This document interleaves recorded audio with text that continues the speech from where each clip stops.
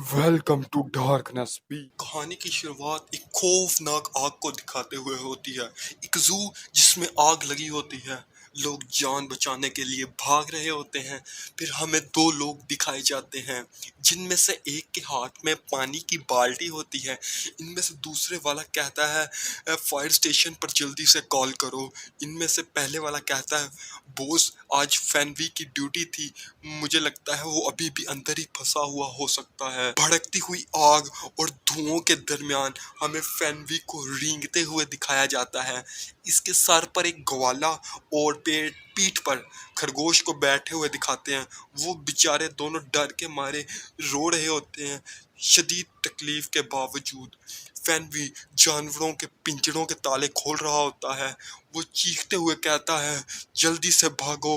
वो जानता है अगर ये इस पिंजरों से ना निकले तो ये आग इन्हें अपनी लपेट में ले लेगी। दरवाजा खुलते ही सब जानवर भाग जाते हैं, लेकिन फिर फैनवी के पास इतनी ताकत या हिम्मत नहीं रहता कि वो खुद अपनी जान बचा सके। जू का मलबा इसके पास गिरा हुआ चल रहा होता है, लेकिन इसको इस चीज की खुशी होती है कि मैंने सब जानवरों की जान बचा ली। ये सोचते ही उसकी आंखें बंद हो रही होती हैं, जिसके बाद हमें फिर बाहर से जोरदार धमाके की आवाज सुनाई देती है। फिर सीन शिफ्ट होता है। हमें कुछ पहाड़ दिखाए जाते हैं, जिनके इर्द गिर्द से धुआं उठ रहा होता है। अचानक एक शख्स की आंख खुलती है। उसके जहन में आखिरी बात जो घूम रही होती है वो ये है, भागो यहाँ से भागो। जैसे ही वो अपने कपड़ों पर नजर डालता है वो हैरान रह जाता है। इसने कल्टीवेशन वर्ल्ड के कपड़े पहने हुए होते हैं, जिस पर खून के धब्बे लगे होते हैं। इसका सर बहुत बुरी तरह से दर्द कर रहा होता है और इसके दिमाग में इस बॉडी की पुरानी मेमोरीज याद आती हैं। इसको याद आता है कि ये एक डिसाइबल था, और एक मेमोरी में याद आता है कि ये अपने मास्टर को ग्रीट कर रहा है। और एक ऐसी मेमोरी नजर आती है जिसमें एक शख्स नजर आता, हंसते हुए नजर आता है, जिसका सिर्फ आधा मुंह नजर आ रहा होता है। वो कहता है अगर तुम जीनियस हो तो लो फिर मरो। यादों का शीशा टूटता है और खून के छींटों के साथ वो चीखता ही यादों से बाहर आ जाता है। वो डरते हुए और सख्त परेशानी में सांसें भरते हुए वो कहता है इस बॉडी के पिछले ओनर के साथ तो बहुत बुरा हुआ। फिर वो लंबी सी सांस भरता है और एक पत्थर के साथ टेक लगाकर बैठ जाता है। इस वर्ल्ड में मेरा नाम फैनवी है, लेकिन सबसे अहम बात यह है कि इस दुनिया में कल्टीवेशन भी होती है। एमसी ये सब बातें कह ही रहा होता है कि एक नीली रोशनी चमकती है। सिस्टम की नोटिफिकेशन आती है, सिस्टम का कॉन्ट्रैक्ट मुकम्मल हुआ, गॉडली एनिमल सिस्टम एक्टिवेट किया जा रहा है। फैनवी सोच रहा होता है आखिर ये क्या चीज़ है। फिर जब फैनवी को जब इस बात का एहसास होता है कि इसके सामने एक गॉडली सिस्टम है, तो वो हैरत से सोचता है क्या इसका मतलब मैं इस वर्ल्ड का मेन कैरेक्टर बन गया? क्या इसका मतलब अब मैं बहुत ज्यादा ओवर पावर्ड हो जाऊंगा? एमसी शरारती सी मुस्कुराहट लाते हुए और हाथ मलते हुए कहता है जल्दी से एक लड़की में ट्रांसफर हो जो सिस्टम। सिस्टम अपनी इज्जत बचाते हुए मास्टर मैं कोई ह्यूमन ट्रैफिकिंग नहीं करता। सिस्टम की बात सुनकर तो फैन का माइंड बिल्कुल ब्लैंक हो जाता है। फैन निराश होते हुए कहता है अगर तुम गर्ल में ट्रांसफॉर्म नहीं हो सकते इन सब का फायदा क्या है? फिर वो कहता है क्या तुम मुझे मेरी पुरानी दुनिया में बेच सकते हो? सिस्टम कहता है नहीं, लेकिन मैं आपको एक चीज दे सकता हूँ। क्या आपको न्यूवी गिफ्ट वसूल करना चाहते हैं? अगर करना चाहते हैं तो यस पर टैप करें। फैन खुशी से यस पर क्लिक करते हुए कहता है कोई बेवकूफ़ी होगा जो गिफ्ट लेने से इनकार कर देगा। क्लिक करते ही एक जोरदार रोशनी चमकती है, जिसकी वजह से फैन को आंखें बंद करना पड़ती हैं। जब धुआं हटता है तो इसके सर पर एक 3 टेल डॉग होता है, जो इसके सर पर काट रहा होता है, जिसकी वजह से इसके सर से खून आ रहा होता है। वैसे यार अगर मैं मेरी मानो ना, मुझे ये ना डॉग से ज्यादा एक फॉक्स लगती है। बहरहाल कहानी की तरफ आते हैं। एमसी गुस्से से फटते हुए ये कैसा तोहफा है? सिस्टम कहता है मास्टर इसके अफेक्शन पॉइंट आपकी तरफ बहुत कम है, जिसकी वजह से ये आप पर भी हमला कर सकता है। वो डॉग फैन को घूर घूर के देख रहा होता है। फैन बेचारा तो डर के मारे पसीने निकल रहे होते हैं, लेकिन वो हिम्मत करते हुए सिस्टम से कहता है मुझे इसके अफेक्शन पॉइंट दिखाओ, तो वो एक ब्लू कलर की स्क्रीन के साथ इस डॉग की सारी इंफॉर्मेशन शो होती है, जिसमें इसका नाम ब्लेजिंग डॉग और इसकी एमसी की तरफ अफेक्शन पॉइंट 60 होते हैं। इसकी इंटेलिजेंट 0 होती है और ये फायर के एलिमेंट को इस्तेमाल कर सकता है। और इसकी स्किल का नाम फायर बॉल लॉन्ग रेंज और ब्लेजिंग फेयर और फ्लेयर ब्लेजिंग रॉर। इन स्किल के बारे में हमें पता चल जाएगा जब ये इन स्किल का यूज करेगा। फैन कहता है 60 पॉइंट ज्यादा नहीं होते। सिस्टम एक चालाक मुस्कुराहट के साथ जवाब देता है 60 पॉइंट कम से कम है, अगर इस पॉइंट से ज्यादा कम हुए तो ये तुम्हारे दिमाग को खा जाएगा। ये सुनकर तो फैन बेचारे के होश ही उड़ जाते हैं। फैन कहता है अब मुझे क्या करना चाहिए? सिस्टम कहता है पॉइंट बढ़ाने के लिए आपको टास्क करना पड़ेंगे। फैन कहता है सिस्टम तेरी माँ की, मुझे कैसा टास्क करना पड़ेगा? फैन जैसे ही इस ब्लेजिंग डॉग को कांपते हाथों से हाथ लगाने के लिए आगे बढ़ता है तो इसके चारों तरफ धुआं फैल जाता है। एमसी अपने हाथों से सर ढकते हुए कहता है डैम सिस्टम, इसने मुझे फिर से धोखा दिया। धुआं हटने के बाद हमें दिखाया जाता है कि वो एक खतरनाक डॉग एक खूबसूरत बीस्ट गर्ल में चेंज हो जाता है। हमारा एमसी जिसका दिमाग चूहे खा गए होते हैं वो कहता है सिस्टम ये क्या है? सिस्टम कहता है ये ब्लेजिंग डॉग की ह्यूमन फॉर्म है जो आपको सिस्टम की तरफ से गिफ्ट मिली है। फैन हैरानगी से पीछे मुड़ते और बड़ी बड़ी आंखों से सिस्टम्स को देखते हुए कहता है क्या मैं इसे पेट कर सकता हूँ? सिस्टम कहता है यस मास्टर। एमसी चेहरे पर ठरकियों वाली मुस्कुराहट लाते हुए अपने जहन में सोचता है मैंने अपनी पुरानी लाइफ जानवरों को प्यार करते हुए गुजार दी, कभी किसी लड़की का हाथ नहीं पकड़ा। गॉड तेरा शुक्रिया। अच्छा मैं आपको टास्क बता दूं, सिस्टम ने ना एमसी को इस बीस्ट गर्ल को सहलाने का टास्क दिया होता है। जैसे वो सहला रहा होता है इसके अफेक्शन पॉइंट एक बैटरी की तरह बढ़ रहे होते हैं। फैन उसके सर को सहलाते हुए कहता है टास्क में ये तो लिखा ही नहीं था इसका सर कितनी दफा सहलाना है। फैन कहता है जो भी हो लेकिन इसके कान बहुत नरम और मुलायम है। अचानक एक लड़की पहाड़ से कूदते हुए दिखाई जाती है जो अपने हाथ में तलवार लिए होती है, सीधी फैन की तरफ आ रही होती है। फैन इस लड़की को देखते हुए सोचता है ये लड़की जानी पहचानी लग रही है। इसे याद आता है कि ये वही लड़की है इसके साथ पिछली बॉडी वाला फैन ट्रेनिंग करता था, इसकी सिस्टर यांग शाओ। फैन खुशी से इसकी तरफ हाथ हिलाते हुए और कहता है सिस्टर, लेकिन इसकी खुशी ज्यादा देर नहीं चलती। यांग शाओ गुस्से से अपनी तलवार निकाल लेती है और वो बिजली की तरह रफ्तार से इस पर हमला करने के लिए बढ़ती है, लेकिन ऐन वक्त पर वो अपनी तलवार फैन के चेहरे के सामने ला रोक लेती है। फैन खौफ के मारे पीछे हटता है और चिल्लाता है रुक जाओ। फैन बुरी तरह डर जाता है और इसकी आंखें बाहर निकलने वाली होती है डर के मारे। यांग शाओ गुस्से से इसकी तरफ देखती है और उसे परवट कहती है और कहती है अब तुम क्या बहाना बनाना चाहते हो? फैन अपनी जान बचाने के लिए पूरे आंखें मलता है और घबराहट से कहता है मैं फैन गांव वालों से पता चला कि तुम्हें किसी ने पहाड़ से नीचे धक्का दे दिया है। फैन यांग की बातें सुनकर सोच रहा होता है लगता है ये मेरे लिए परेशान थी। एमसी ये बातें सोच ही रहा होता है कि इसके पीछे वो डॉग गर्ल धुएं में बदल कर गायब होती है। एमसी और यांग शाओ ये सब सोच ही रहे होते हैं कि आखिर यहाँ क्या हुआ। तभी सिस्टम की नोटिफिकेशन आती है कि मिशन मुकम्मल हुआ, ब्लेजिंग डॉग के अफेक्शन पॉइंट 100 पर पहुंच चुके हैं। फैन निराश होते हुए सिस्टम से कहता है ये इतनी जल्दी खत्म हो गया, मैं इसे और देर सहलाना चाहता था। सिस्टम की नोटिफिकेशन आती है मिशन मुकम्मल हुआ, आपको एक गॉडली डिवाइन बीस्ट मिल चुका है, लेकिन आप अब जब इसको नेक्स्ट टाइम समन करना चाहेंगे तो इसके पास अपनी विल होगी। फैन हैरान होते हुए और बड़ी बड़ी आंखें करते हुए कहता है क्या इसके पास अपनी मर्जी होगी? लेकिन मैंने उसे सहलाया था, अगर उसने मुझे इस चीज का बदला लिया तो। आगे बढ़ने से पहले मैं आपको मर्जी यानी विल के बारे में बताता चलूं।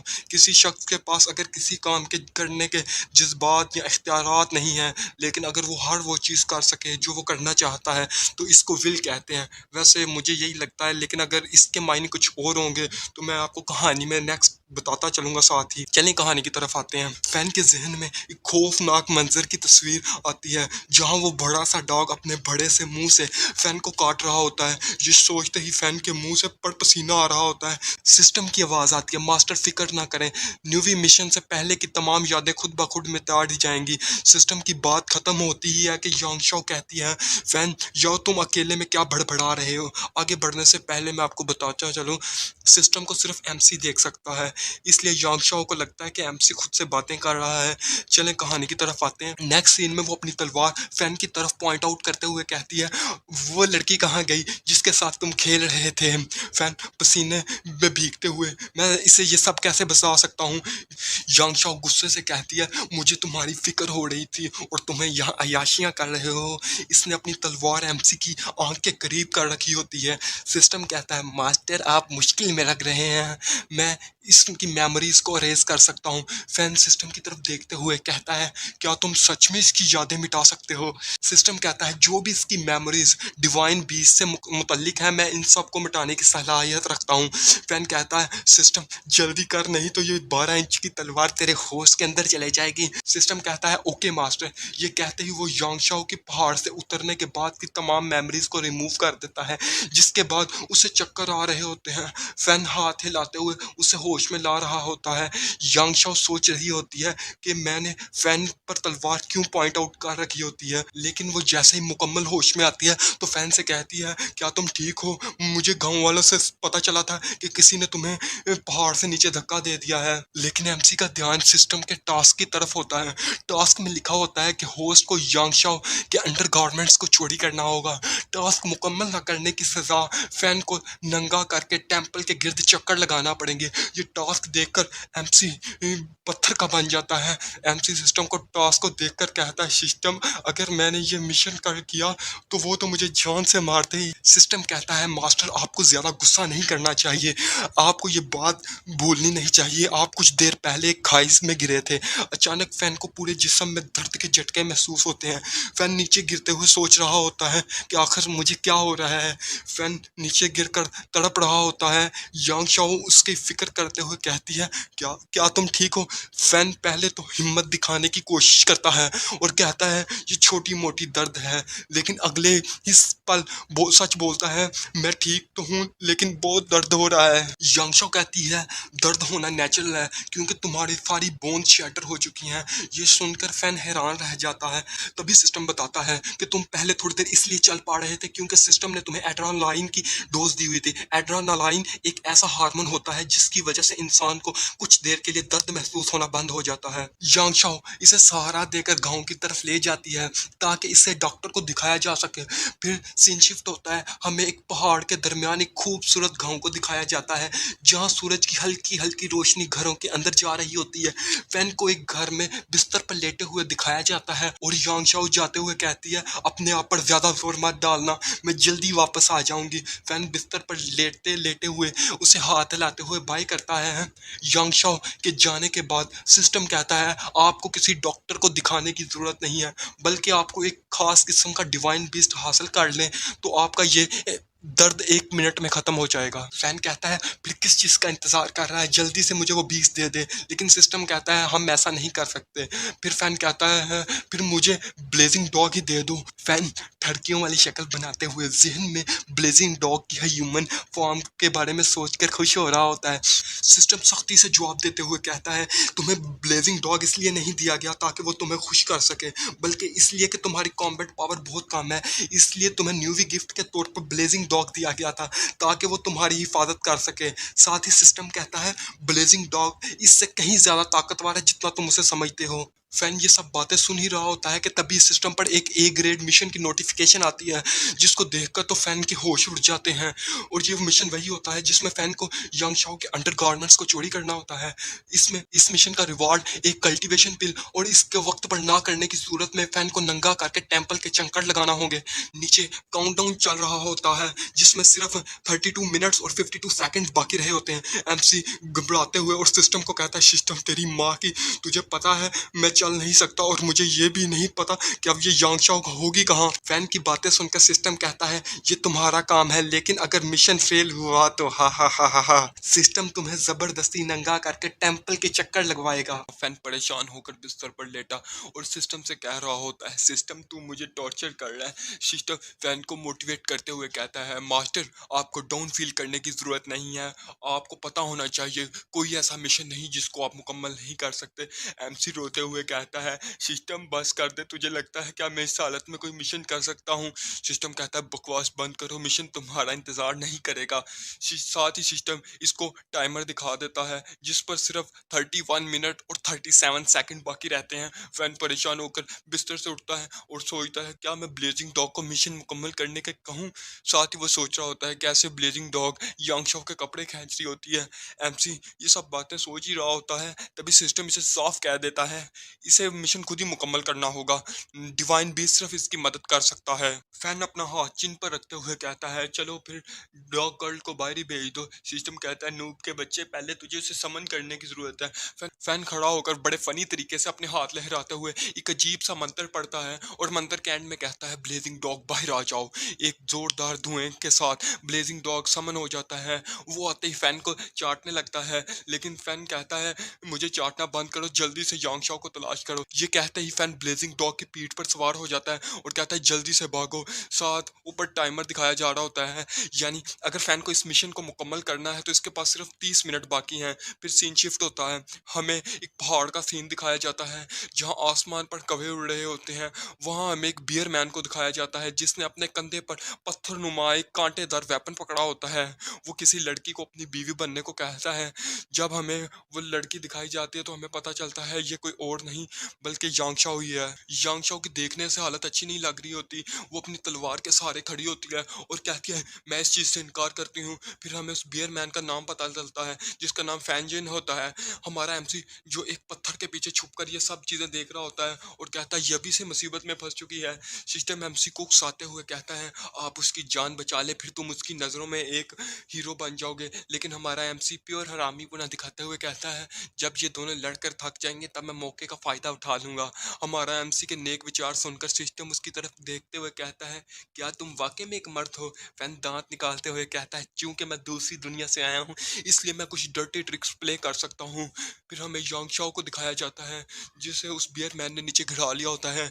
जब फैन उसे इस बात का पता चलता है कि वो इसके लिए डॉक्टर को ढूंढने गई थी तो फिर वो कुछ चीज सोचने लगता है। फिर हमें यांगशाओ को दिखाया जाता है जिसकी आंखों से आंसू आ रहे होते हैं। वो मियर मैन यांगशाओ के साथ जबरदस्ती करने की कोशिश कर रहा होता है, लेकिन तभी एक आवाज आती है जो कहती है तुम सब रुक जाओ बूढ़े घुसट। ये आवाज सुनकर यांगशाओ हैरान रह जाती है। वो बियर मैन बड़े गुस्से से फैन की तरफ घूरते हुए कहता है तुमने मुझे बूढ़ा घुसट कहा। हमें उसके आई पैच वाले बियर के पीछे उसके दो चमचों को दिखाया जाता है जिन्होंने अपने हाथ में वेपन पकड़े होते हैं।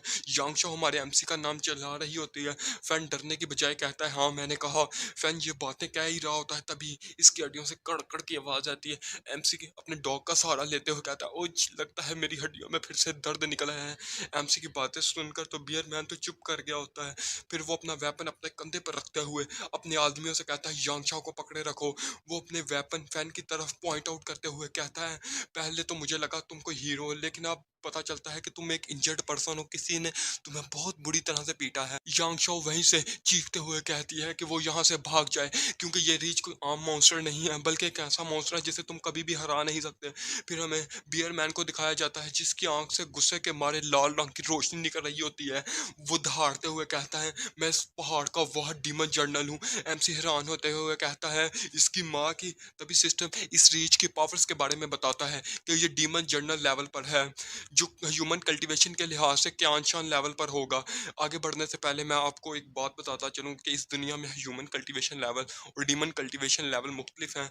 चलें कहानी की तरफ आते हैं। फिर सिस्टम बताता है यांगशाओ इस वक्त सिर्फ पीक स्टेज शोजू लेवल पर है जो कि इस रीच से 2 लेवल कम है। फिर फैन बड़े मासूम तरीके से पूछता है मेरे इस दुनिया में आने से पहले इस बॉडी की कल्टीवेशन क्या थी? सिस्टम इसे बड़े फनी तरीके से घूरते हुए कहता है तुम्हारी कल्टीवेशन सबसे शुरुआती stage human shock you level पर थी। एमसी ये सब बातें सुनकर तो उसका मुंह खुल जाता है और इसके दिमाग पर जैसे बिजलियां गिर गई हो। फैन सोच रहा होता है मैंने पिछले जन्म में ऐसा क्या पाप किया था जिसकी वजह से मेरे साथ ऐसा हो रहा है। और साथ ही ये भी सोच रहा होता है कि आखिर इस जैसे बेकार शख्स को कोई क्यों मारना चाहता होगा, और अगर मैं इसी तरह कल्टीवेशन करता रहा तो मैं तो उस शख्स से बदला भी नहीं ले पाऊंगा जिसने इसको मारा था। इनको परेशान देखकर ब्लेजिंग डॉग फैन को चाटने लगता है।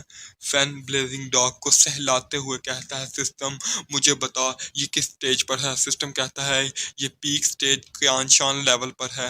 सिस्टम की बात सुनकर फैन अपने चेहरे पर एक खतरनाक मुस्कुराहट लाते हुए तभी वो बियर डीमन जनरल गुस्से से पागल होते हुए कहता है तुम्हारी हिम्मत कैसे हुई, तुमने मुझे नजरअंदाज किया। ये कहते ही वो अपने वेपन में अपनी डीमन पावर को एक्टिवेट करते हुए और अपनी पूरी पावर से अटैक करने के लिए आगे बढ़ता है।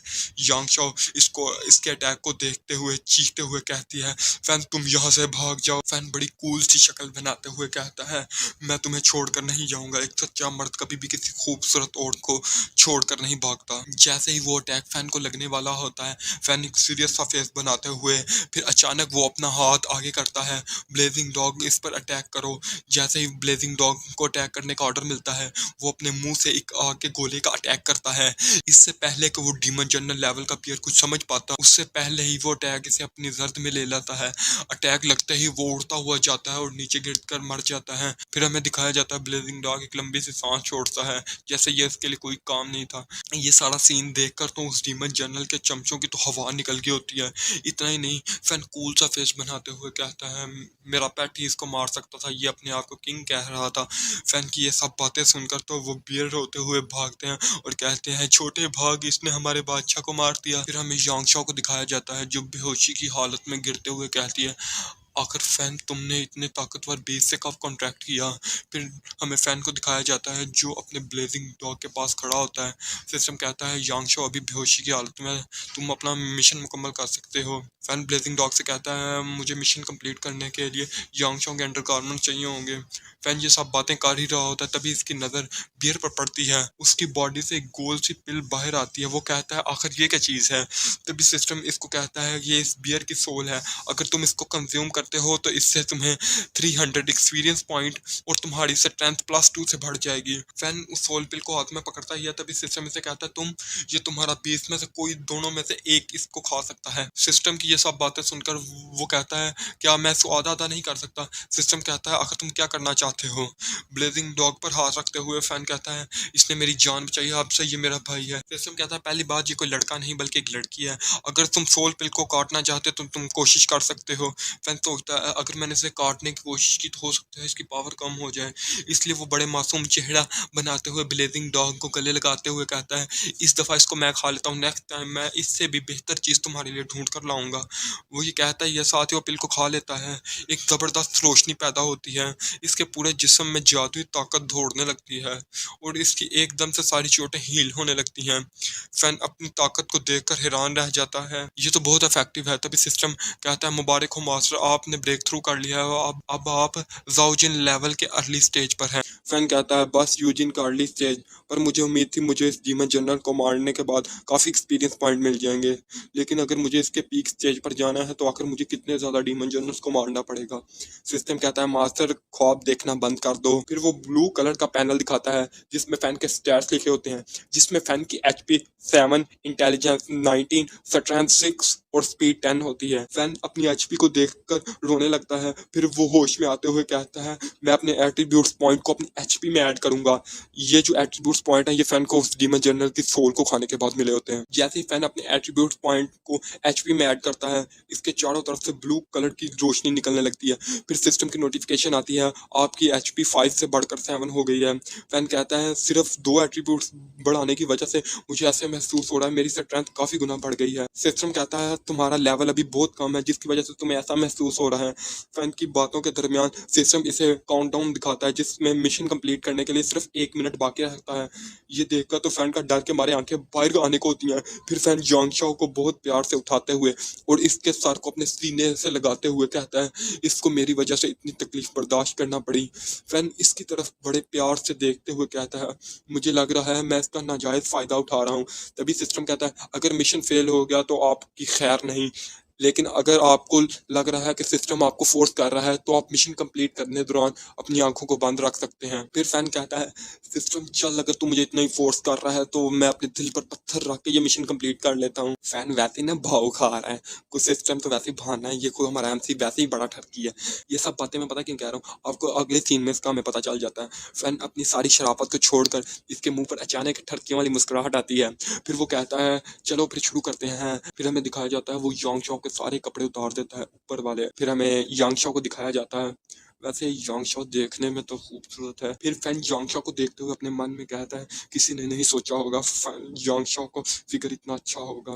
फैन की ये सब नॉटी नॉटी ख्याल चल ही रहे होते हैं, तभी यांग शाओ की हल्की हल्की आंखें खुलती हैं। ओ शिट यार, अब तो ये गया। फैन की हालात अभी बहुत नाजुक हैं क्योंकि उसकी फट चुकी है। फिर फैन डरते हुए कहता है सिस्टर तुम जाग गई। फैन ने अभी भी हाथ यांग शाओ के कपड़ों पर रखा होता है। जब यांग शाओ ये सब देखती है तो उसके मुंह पर टेंस एक्सप्रेशन आ जाते हैं। फिर आप बताओ अब फैन के साथ क्या होगा, जल्दी जल्दी कमेंट में बताओ। फिर होना क्या था, यांग शाओ फैन को पकड़ती है और धोबी के कुत्ते की तरह उठा उठा के पटकती है। फैन तो बस चिल्लाता रह जा मुझे छोड़ता नहीं। इसलिए मेरा मशवरा है कभी भी किसी का बेहोशी में फायदा उठाने की कोशिश ना करें, नहीं तो जो हाल फैन का हुआ है वो आपका भी हो सकता है। फिर सीन शिफ्ट होता है, हमें उसी विलेज का सीन दिखाया जाता है जहाँ फैन को पट्टियों में लिपटे हुए दिखाया जाता है। बेचारा फैन। फिर यांग शाओ कहती है डॉक्टर ने कहा था तुम ठीक हो जाओगे कुछ दिनों बाद। फिर फैन कहराते हुए कहता है अगर तुमने मुझे ना मारा होता तो शायद अब तक मैं ठीक हो गया होता। यांग शाओ फैन की तरफ ब्लश करते हुए देखती है और अपने मन में सोचती है ये अच्छा तो है लेकिन इसका अजीब दिमाग मेरी समझ से बाहर है। समझ रहे हो, यानी लड़की के दिल में भी फैन के लिए फीलिंग्स डेवलप हो रही हैं। फिर अचानक कमरे का दरवाजा खुलता है और एक बूढ़ा शख्स घबराते हुए अंदर दाखिल होता है और नी डाउन करते हुए कहता है कल्टीवेटर्स प्लीज हमारे विलेज को बचा लें। यांग शाओ उस बूढ़े शख्स को खड़े करते हुए कहती है आखिर तुम्हें क्या हुआ है। वो कहता है मुझे पक्का मालूम नहीं है लेकिन हमारे गांव के पास बियर माउंटेन्स, वहाँ के व्हाइट किंग ने अचानक अपनी पूरी डीमन आर्मी के साथ हमारे विलेज पर अटैक कर दिया है। वो कह रहे थे कि हम अपने ब्राउन बियर का बदला लेंगे। यांग शाओ हैरान होते हुए अपने जहन में सोचती है क्या ये वही ब्राउन बियर हो सकता है, ये सब मेरी वजह से परेशानी में फंस गए हैं। फिर यांग शाओ उस बूढ़े शख्स से कहती है आप मुझे रास्ता दिखाएं। यांग शाओ जाने ही लगती है, तभी फैन बिस्तर से उठते हुए कहता है आखिर मेरा क्या होगा।